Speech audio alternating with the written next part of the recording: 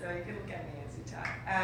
So the first question is, how has the fellowship experience expanded your network across the state or the country? I think the fellowship experience has expanded my networking through just being able to meet like-minded educators. I think that has been absolutely the most uh, beneficial part to being in the fellowship is to meet um, other educators around the state that are doing some amazing things in their classrooms that I can get inspired and learn from. I've made some amazing friends in the last 6 months or so that we've been together, and I think these are people that I will continue to want to be around for a really long time. Um, they're very dedicated and committed, and it makes me feel good to know that these are the kinds of people that are in our schools. It gives me hope. What skills have you gained or developed through the fellowship? I think one of the skills that I've developed through the fellowship is being able to, use Twitter a little bit better. I've had a Twitter account for quite a long time, but I've never really been on it. When it first came out, I created an account, but it was kind of a lot of like nonsense kind of stuff, like, oh, I'm having a latte today kind of things, which I don't really care for.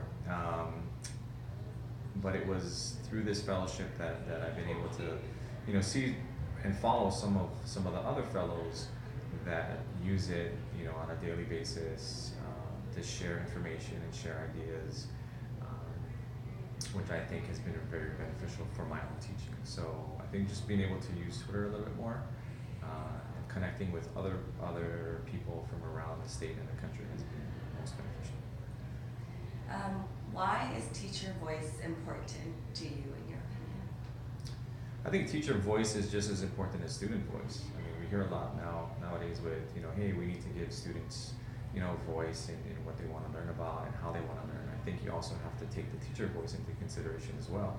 A lot of times we're mandated, you have to cover these many standards or these things in a certain amount of time, but we don't really hear from the teachers as, what are the best ways to do this. And I think, so teacher voice is just as important as student voice, and those are the people that are in the trenches every day, with these students and dealing with all the outside influences, and we need to listen to what they have to say because they are the experts.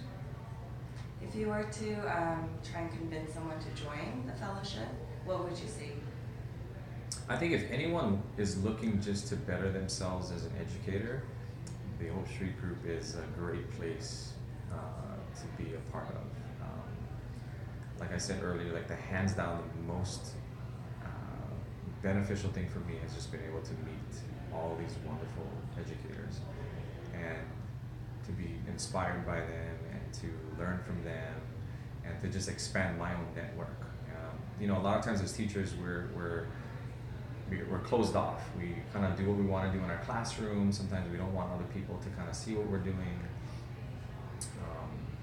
And being part of this fellowship has opened my eyes to a lot of other great ideas and other great people that are just doing some amazing things in our DOE, and it's been hands down the best part of the fellowship. So if anyone out there is looking to kind of just improve themselves as a teacher, this is a great place to be a part of.